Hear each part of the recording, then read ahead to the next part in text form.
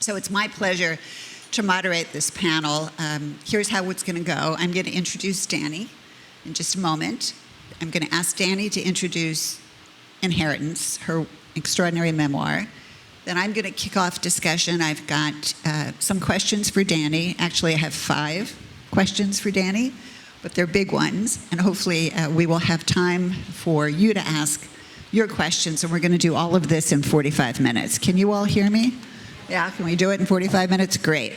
Remind me if you can't, because I always forget to hold the mic up high enough. All right. Dani Shapiro is a prolific and extraordinarily talented writer. Inheritance, which debuted at number 11 on the New York Times bestseller list, is Dani's 10th book and her 5th memoir.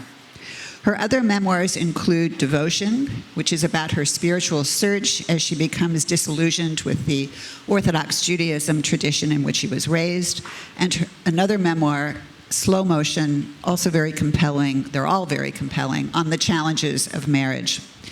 Dani's essays and short fiction pieces have appeared in The New Yorker, in Elle, in Vogue, in O, on the op-ed pages of The New York Times, and in the New York Times Book Review. Dani is also a lovely person and a wonderful conversationalist, as we are all about to experience. So with that, join me in welcoming Dani to our festival.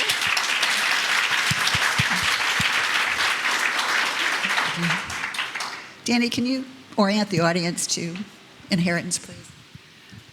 Can you all hear me? Great. Before I do, it's an honor to be in conversation with you. Some of my favorite conversations about Inheritance have been with bioethicists who have thought so deeply about what's turned out to be my life story. So who knew? Just briefly, so in June of 2016, I made the discovery through very casually having submitted my DNA to one of those over-the-counter DNA testing sites, really just because my husband was doing it and he asked me if I wanted to do it too. And when my results came back, it took several steps to come to understand that the dad who raised me, who I was extremely close to, really had a soul connection with, and who died when I was 23 years old, and who really was my lodestar, both as a human being and as a writer. Many of my books were dedicated to him, and in some way or another were about him. And also my novels, my fiction was tended to revolve around family secrets for reasons that I didn't know or think too much about or understand. I found out that he had not been my biological father, and that my parents had trouble conceiving and had gone to an institute where donor sperm was used. This was in the early 1960s. And that I came to the shocking, initially crushing, very complex realization that not only was my father not my biological father, but that my biological father must have been a sperm donor. And that's where the book really opens. Should I say more? Okay, I'm done. I mean, there's a lot more to be said, but hopefully it'll be a bit revealed in conversation. So one of the notes to us from the wonderful organizers of the festival was if there was something personal you wanted to say about why the book is important to you, take a minute and say it. So I'm going to take literally a minute to say that as a way of asking each of you to connect personally. I'm guessing many of you will, in one way or another, with the themes that Dani so beautifully discusses in her book. Memoirs are, of course, deeply personal for the author. That's the nature of memoirs. But a really good memoir ends up being, I believe, deeply personal for the reader as well. And certainly I found myself again and again in the pages of Inheritance. As I mentioned to Dani, the legendary Orthodox giants, Rabbi Soloveitchik and Rabbi Schneerson, who were so central to Dani's cultural inheritance, were huge figures in my upbringing as well. My parents, especially my mother, struggled with questions of appearance and identity and loyalty. And as a consequence, I came to realize in reading Inheritance, so have I, actually, And of course, as has already been mentioned, bioethics is my day job. And this book takes on so many of the big issues that we deal with in our field having to do with the ethics of reproductive technologies, and also, obviously, with advances in genetics and genomics. So I thank Sue Ellen, and I thank my dear friend Wendy for hooking me up with this book and this author. It couldn't have been a better match, so thank you for that. Okay, Dani, we have so much we could explore. As time permits, I'd like to ask Dani one question in each of 5 themes that emerged as important to me as I read the book. So here are the 5 themes. I'm sort of setting you up so you know what's coming, too. The first theme is identity, appearance, and belonging. The second theme is the perniciousness of secrets. The third theme is the meaning of parenthood, the parent-child relationship, and of family. The second theme is whether we can, and if we can, how should we judge the past. And the last theme has to do with the contemporary dilemmas facing donor-conceived people today and the practice of donor conception. So we'll go from the past, end in the present, and then open it up for your questions. So first, identity, appearance, and belonging. Dani, you write that from the time you were very small, you were told that you don't look Jewish. Okay? And that when you were very young, you used to look in the mirror, look up really close as a child to try to find the truth of yourself. Could you speak a little bit about how that confusing sort of truth was changed, altered, when you learned about your biological origins? Almost instantly, there was a sense that I had, through all the shock and everything else that I was feeling, of, oh, that makes sense. I had fought so hard against those comments, which were daily comments, and I didn't actually think they affected me as a child and as a young woman. I really didn't. I had such defenses against them that when people would say to me, really every day, you don't look Jewish, you can't possibly be Jewish. Sometimes they said it aggressively, sometimes they were puzzled, sometimes it was casual, but it was said constantly. I always pushed back against that with raised kosher, 2 sinks, 2 dishwashers, spoke fluent Hebrew, went to a yeshiva. I my whole impeccable family history. And the feeling of the realization that both that I had worked so hard to not, when somebody says something to you enough times, when enough people say something to you enough times, there's probably some truth in it somewhere, but it was dangerous for me to consider what that might mean. And so just really briefly, I remember at some point as I was working on Inheritance and I was just on this deep inward path to try to understand, I was at a dinner, a black tie dinner in New York City that was honoring a friend of mine, and it was being sponsored by the Jewish Week, which is a very Jewish publication, and everyone in the room was Jewish. And I had gone up to the bar to get a drink, and it was in one of those old hotels where there's kind of a modeled mirror behind the bar, and I caught a glimpse of myself. And for the first time in my life, I saw myself the way other people had seen me, and I thought, oh, that's what they've seen. Because my biological father, as it turns out, was Western European, and I happened to look like him. So it was actually a comfort to finally understand this piece of me that just seemed very strange, and a subtle disconnect that made me feel like I didn't belong. It made me feel like an outsider, and yet I was so much of an insider, as far as I knew, that why would I possibly be feeling that way? And yeah, I think this is going to lead to your next question, so I'll stop. It is. Okay. I think it is. So it is a little bit. I have a tough job as a moderator. I could listen to Dani like endlessly, but I also know we have to move on and ask another question. So good cue. Thank you. Appreciate it. I have an anecdote about not looking Jewish, which maybe in Q&A I'll raise. A friend of mine happened to a friend of mine in college, but I'll move on. All right, perniciousness of secrets. Dani has already signaled to us that secrets have been a theme in her writing. Certainly, secrets, huge part of inheritance. And I just want to quote 2 lines from the end of part 1, and I don't think there's a spoiler in here, really. It's not a spoiler-ish type book. The wind is welcome, but it's blowing away my notes, so we're going to hold on here. And here's what Dani writes at the end of part 1.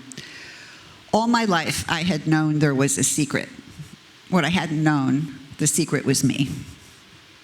And that line really stopped me when I got to it.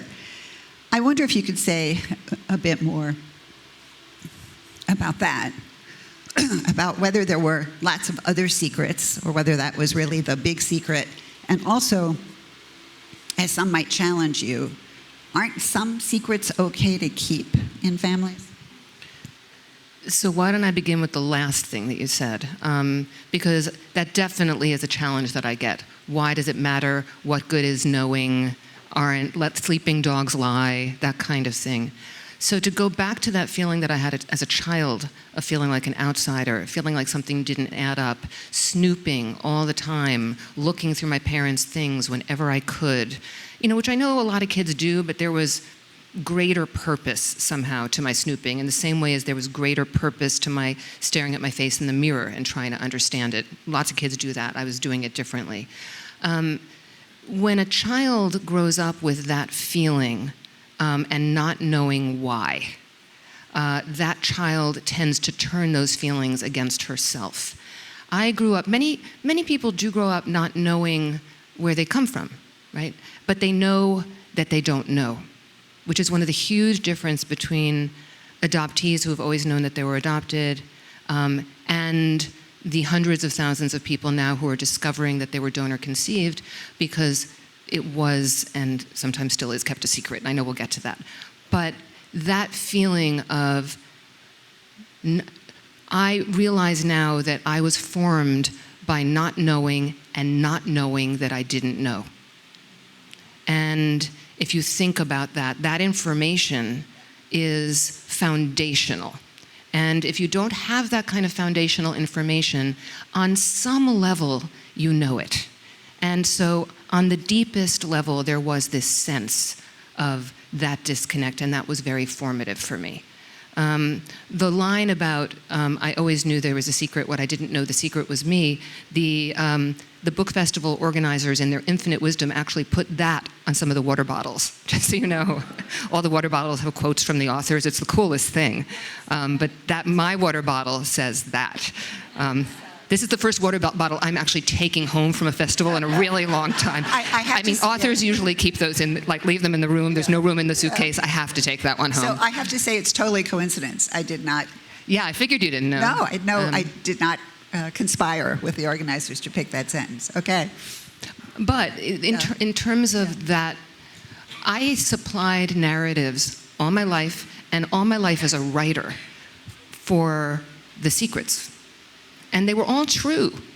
I mean, my parents did keep secrets. There were secrets about previous marriages. There were secrets about the pain that they were in. There were secrets about my father's health.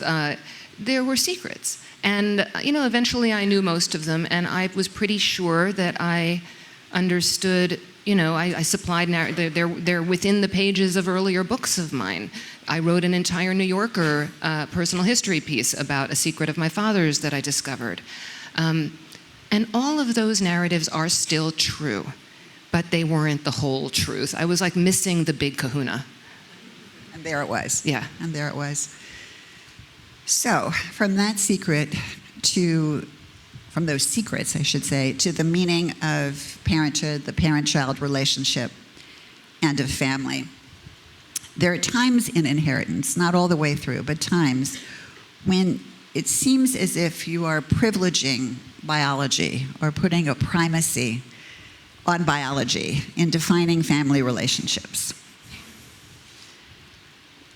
Adoptive parents, devoted adoptive parents, devoted step-parents might feel threatened, disturbed, maybe offended by some of what you write in parts of Inheritance.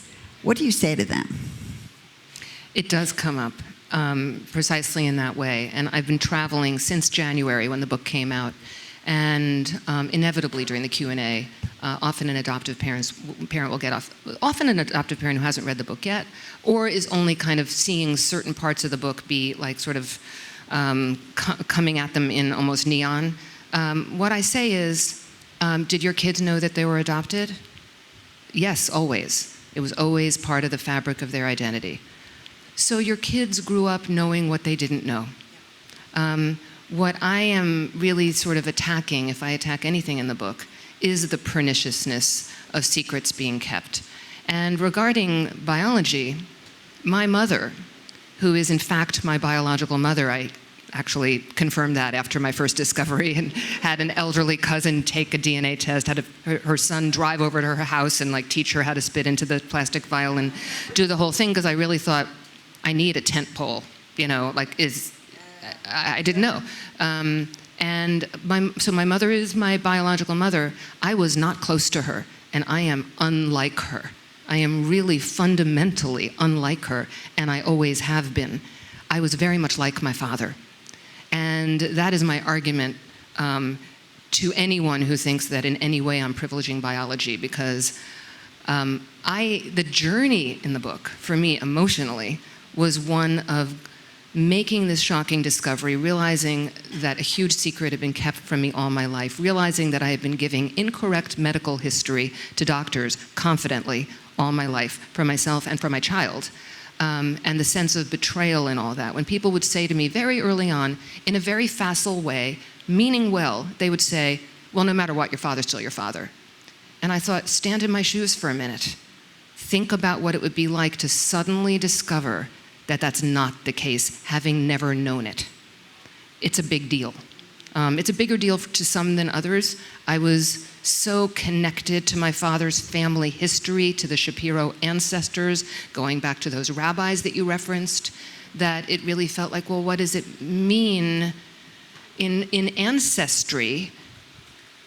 Biological connection does matter. That's actually what it is, that is to be an ancestor. And my set of ancestors, it turned out, were not those folks from the shtetls of Eastern Europe. They were from here, actually, pretty much from an island right nearby, and came over on one of those ships. So talk about so no, I don't feel that I do that at all. The journey was one of coming back to a place very, very powerfully of feeling that absolutely, yes, my father is still my father, perhaps even more my father, because what he did in order to be able to have me, for me to exist, was a very brave, very hard thing to do back then.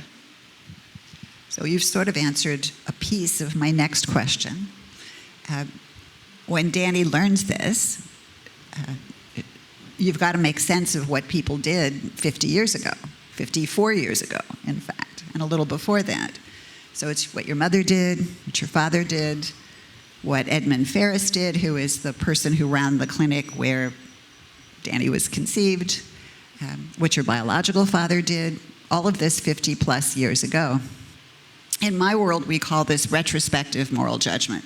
How do you look back at something that occurred decades and decades and decades ago and draw any inferences, make any conclusions about the morality, right, of what these other people did in this other time, if not this different, even if it's the same place. So could you talk to us about whether you struggled with that, how you struggled with that, what conclusions you reached? I love that question, and I did struggle with that. I grappled with that. Both of my parents were gone. My mother had passed away 15 years earlier, and as I mentioned, my father had died when I was 23. And so there was no one with direct knowledge that I could question, as is coming up very often, where people do make these discoveries and their parents are still living. That's its own level of discomfort. I had mine. So I used all of my capacities and skills as someone who has reported in the past and dove into the history of reproductive medicine in this country. And it was a very uncomfortable place. There was a lot of what can really only be thought of today as eugenics. There was a list that I came across of characteristics that would be optimal in a sperm donor, and it was things like should be of sound character, should be a man of medicine or science, should be of fine physical stock, free of allergies or any hereditary taints. I mean, I guess I've memorized it. It was so horrifying. I found myself reading the material of that time, and I could only read it a little bit at a time because it was so disconcerting also to feel that I came from that thinking. However, I also steeped myself in the world of my parents. What was it to be a childless couple in the late 1950s and early 1960s? It was a late marriage for both of my parents. They had each been previously married, and my father was Orthodox. You know, in the 5 years that my parents tried to have a child, his younger brother and his wife had 4 children. You know, what would that have felt like? His younger sister had 4 children. Be fruitful and multiply is literally the, like, you know, in Hebrew it's pru urevu. Be fruitful and multiply. It's like the commandment. And I thought about male infertility and how shameful that was. It was so shameful that guess what? It didn't exist. No doctors tested for it, when in fact it's the easiest thing, much easier to test for male infertility than female infertility. Who's Afraid of Virginia Woolf? Edward Albee's play was opening on Broadway. That was the depiction of a childless couple and what they do to each other. And so what I actually had to do, and it was an extraordinary opportunity, though it was very hard at the time, was imagine my parents as people before me. You know, we don't often have an opportunity or a reason to do that in our lives. And I had to think of them as them. And what it ultimately did for me, I mean, for those of you who have read some of my other work, you know, my compassion for my mother has been in short order, and I have more now. I've had endless stores of compassion for my father, and I have even more now. But I had to actually really think, what was it to be them, not from the lens of, my God, this is psychologically, morally corrupt. We know that secrets do hurt us for the most part, which we can get to, or, I mean, we'll talk, and we know that, you know, the whole idea of what the child doesn't know won't hurt them, not so true. We know that medical history, genetic history is important and that people should have a right to it if it's possible, and that there should be kind of open communication between parents and children. We know that now, but they didn't know that then. And also, doctors were gods, right? So, you're wearing a white coat, someone's got a white coat in the room, and that person is saying, go home and never tell a soul, don't tell your own parents, don't tell your OBGYN, don't tell your siblings, no one will ever know. The birth certificate will essentially be a false document.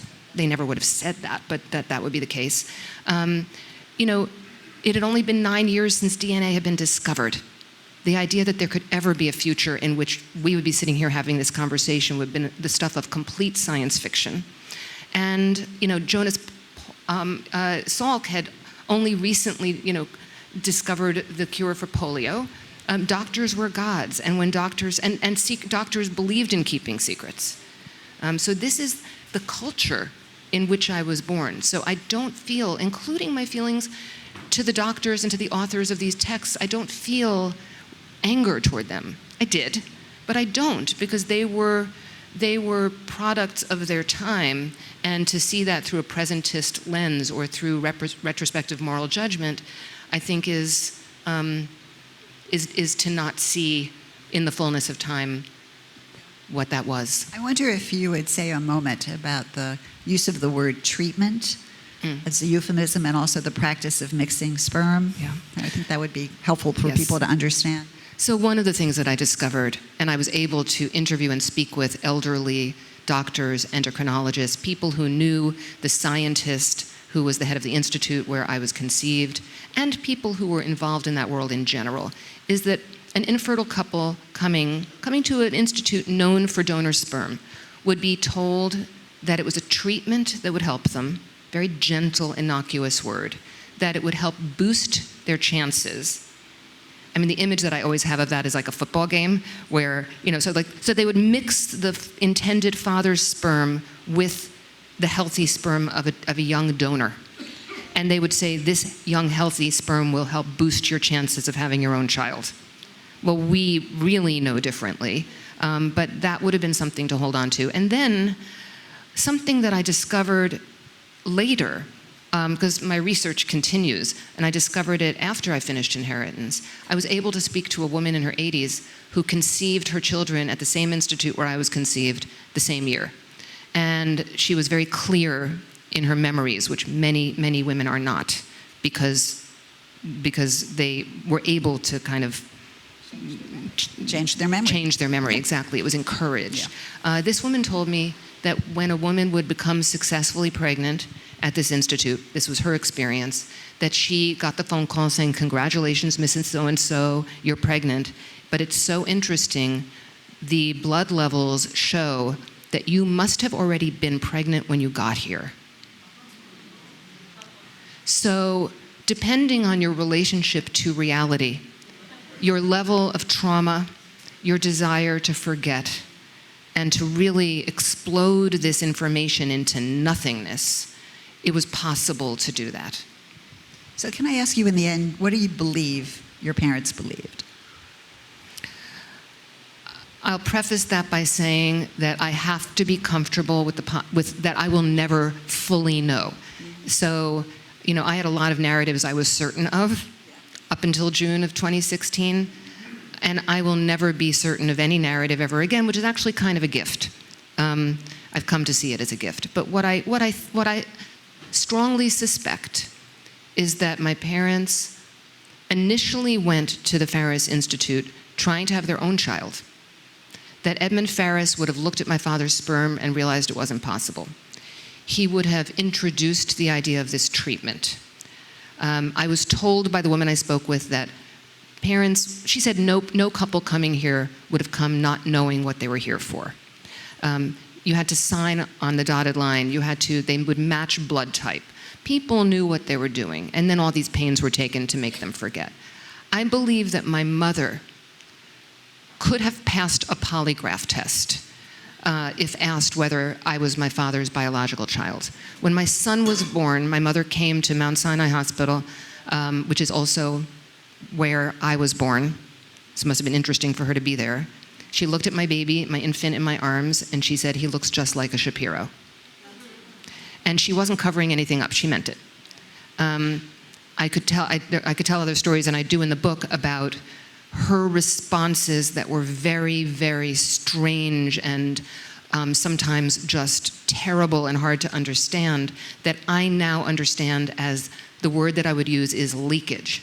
Leakage of that. She stuffed that knowledge up in a crevasse in her unconscious where I don't think she ever laid awake at night, ever once losing sleep or thinking about it, but it was there because secrets never go away, and it leaked. It would leak, and it would come out in things that she would say and in her behavior. That's what I think about my mother. I believe, and this is not what I wanted to believe, and it's painful, because I preferred to believe that my father didn't know anything. I believe that my father may not have known at first. He may have bought into the treatment and you were already pregnant when you got here idea. But I believe over time, every day I was told that I didn't look Jewish. In my childhood, my father was there. And people would say it to him too, my God, Paul, look at her. There was an event that I write about in the book where a Holocaust survivor who was friends of my parents, older woman, one grandmother of the future, Jared Kushner, in fact, Mrs. Kushner, patted me on the head. This is in front of my parents, and said, we could have used you in the ghetto, little blondie. You could have gotten us bread from the Nazis. My father would have been witness to all that. So I believe that my father deeply suspected, knew that I wasn't his biological child. I don't think it mattered at all to him, but I do think he knew. And maybe that's why you end up feeling about your father the way you did.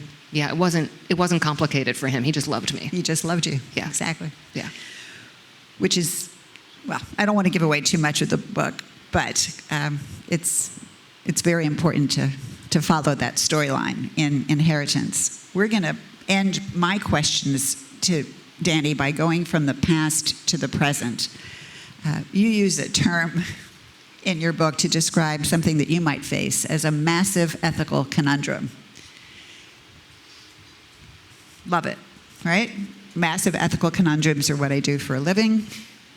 And there are so many of them in Dani's experience. What your biological father owes you. Does he owe you anything now? Do you owe him anything now? What do you owe, if anything, if another half-sibling, yet to be identified, finds you on Ancestry or some other genetic testing site? There's so many questions.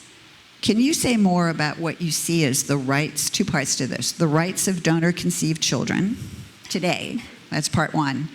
And can you say something about current practices in donor conception that you think of as still ethically problematic?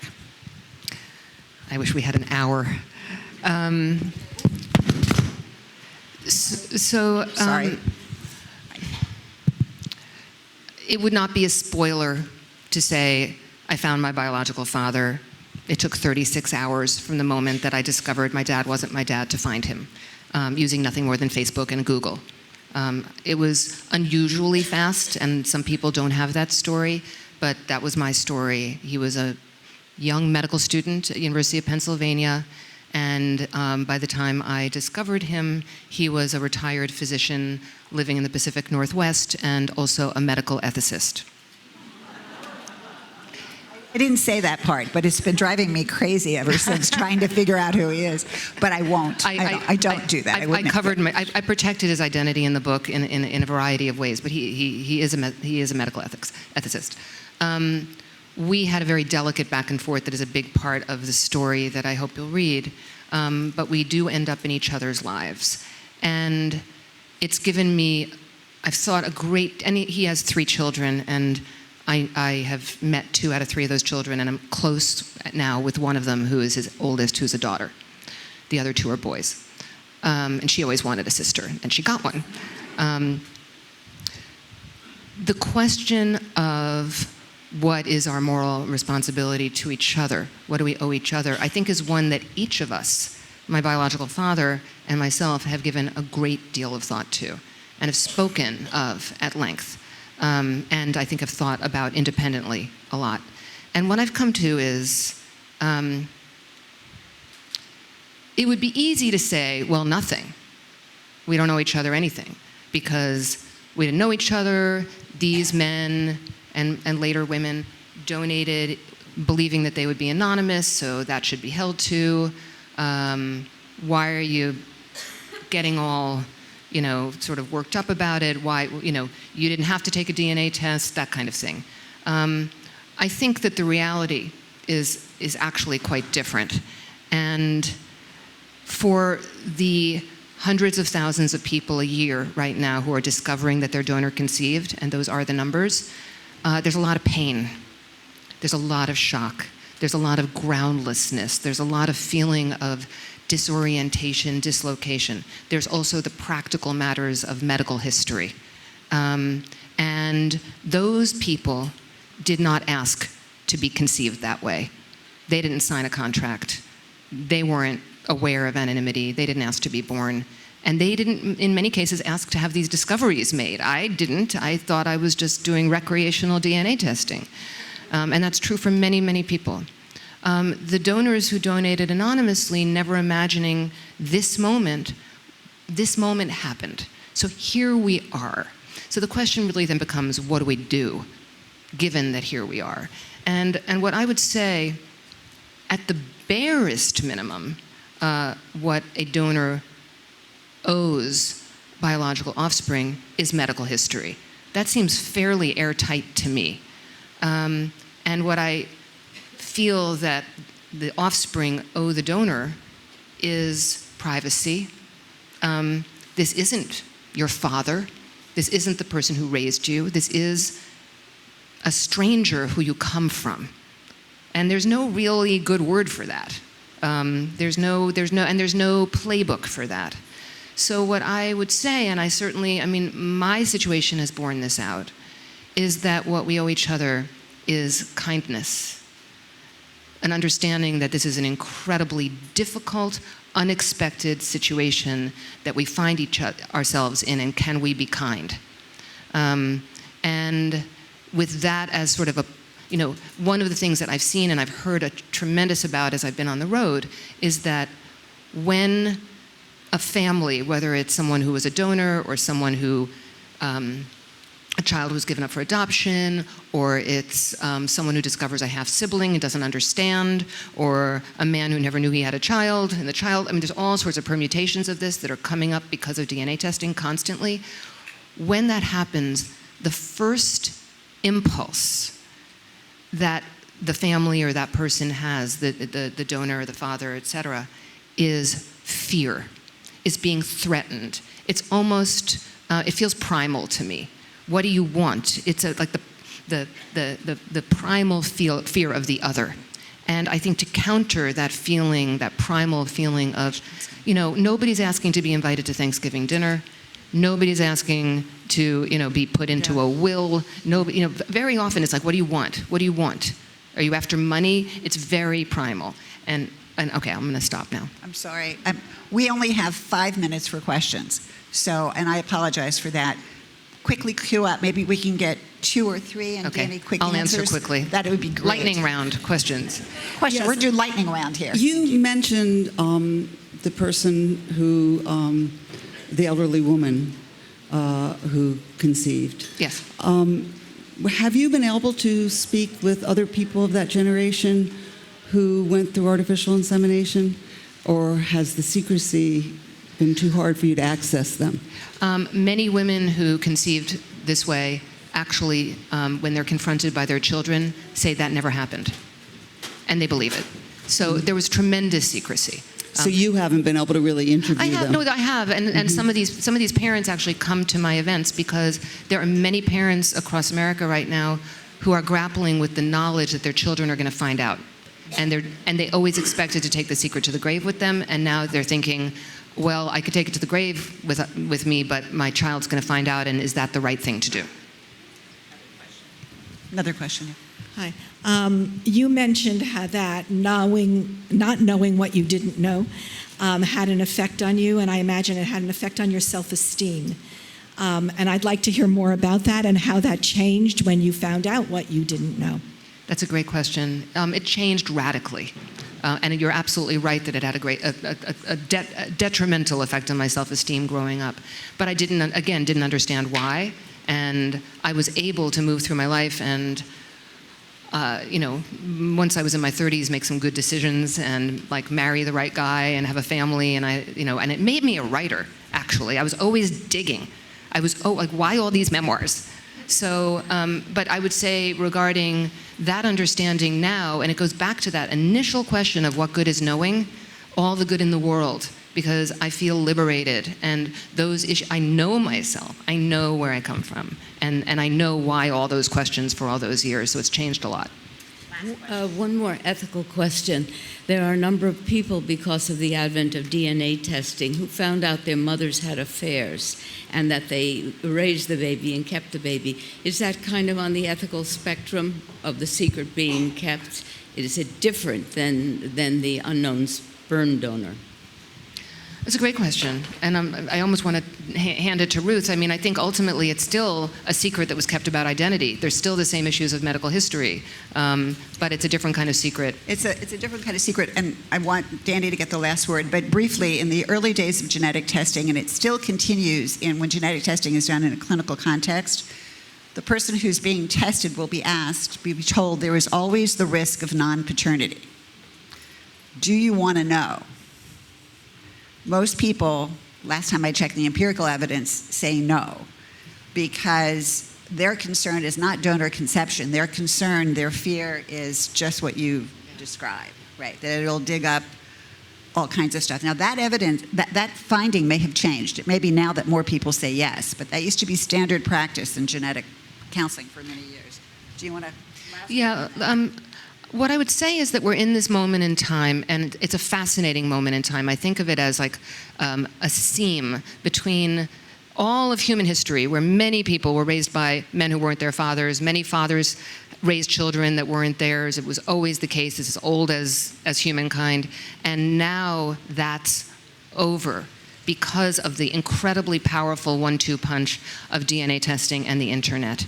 And so this is where we are, and I think it's going to keep bioethicists and sociologists and psychologists busy for a very long time as the secrets stop being secret. And beautiful writers like Dani as well. Please join me again in thanking her.